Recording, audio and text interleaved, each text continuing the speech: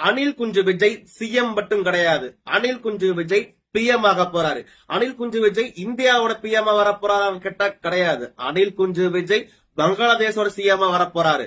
பங்களாதேஷ்ல இருக்கக்கூடிய social media influencer எல்லாமே கொண்டாடப்படக்கூடிய தலைவரா இருக்கக்கூடியவர் அனில் குஞ்சு விஜய். சமீப காலமா நீங்க பாத்தீங்கன்னா பங்களாதேஷ் இருக்கக்கூடிய சோசியல் மீடியா இன்ஃபுளுசர் சொல்லக்கூடிய தற்கூரிகள் வந்துட்டு விஜய் அவர்களை புகழ்ந்து பல வீடியோக்கள் போட்டுக்கிட்டு இருக்காங்க. ஆனா அவங்களுக்கு தமிழ்னா என்னன்னே தெரியாது. விஜய் எந்த கட்சியை சார்ந்தவர் கேட்டா தெரியாது. ஆனா விஜய் மட்டும் தான் மோடியை வீழ்த்த வந்த ஒரு உன்னத மனிதர்.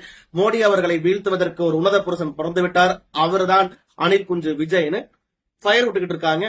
எப்படா இது, நம்ம அனில் குஞ்ச வந்துட்டு ஆந்திரால கூட அவனை பத்தி பேச மாட்டாங்க. அனில பத்தி எப்படா பங்களாதேஷ்ல பேசுறாங்கன்னு பார்த்தா எல்லாம் சோசியல் மீடியா மார்க்கெட்டிங். அனில் குஞ்சு விஜய் மேல யாரோ ஒருத்தங்க மிளகா வச்சு அரைச்சு வச்சிருக்காங்க.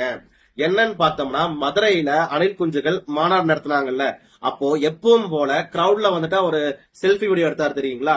அது வந்துட்டு ரொனால்டோ விராட் கோலியோட வியூஸ் லைக்ஸ் எல்லாம் அதிகமா போயிடுச்சு, நாங்களாம் வேர்ல்டு வைட் பாப்புலர் இந்த அனில் குஞ்சுலாம் சொல்லிட்டு இருந்தாங்க.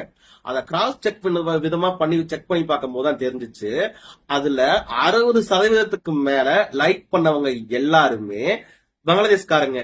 அதுல 20% பேர் வந்துட்டு பீகார்காரங்க, 10% பேர் யூபி காரங்க, மிச்ச 10% பேர் மட்டும்தான் தமிழ்நாட்டுக்காரங்க. பாத்தீங்கன்னா நம்ம விஜயோட இன்ஃபுளுன்ஸ் எவ்வளவு தூரம் இருக்கு. எல்லாமே பேடு ப்ரமோஷன் பண்ணி லைக்ஸையும் வியூஸையும் இன்னும் வாங்கிட்டு ஊரை ஏமாத்திக்கிட்டு இருக்காங்க இந்த அனில் குஞ்சு விஜயோட கூட்டம்.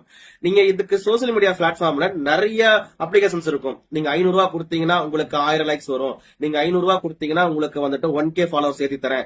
அந்த மாதிரி நிறைய வடக்கன்ஸ் இருப்பாங்கல்ல, அந்த வடக்கன் கம்பெனி கிட்ட போயிட்டு காசை கொடுத்து வியூஸையும் லைக்ஸையும் வாங்கிட்டு இவங்களுக்கு எவ்வளவு வாய் பாத்துக்கோங்களேன்.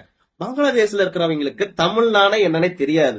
அவங்களுக்கு தமிழ்நாடு எங்க இருக்கு, தமிழ் சினிமா என்னன்னே தெரியாது. அவங்க எல்லாம் விஜய பத்தி கொண்டாடி பேசிக்கிட்டு இருக்காங்கன்னா என்ன இருக்கும், காசு தானே மேட்டரா இருக்கும். இப்படி காசு கொடுத்து வியூஸ் வாங்கி என்ன பண்ணி கிழிக்க போறாரு. கடைசி வரைக்கும் வீட்டுக்குள்ளேயே உட்கார்ந்துகிட்டு அரசியல் பண்ண போறவர் தான் விஜய். இப்போ நான் சொல்லிட்டுங்களா, 234 தொகுதியில ஒரு தொகுதியில கூட விஜய் அவர்கள் போட்டி போட போறது கிடையாது 2026. அது ஏன்னு தெரிஞ்சுக்கணும்னா கமெண்ட் பண்ணுங்க, நான் அடுத்த வீடியோல சொல்றேன்.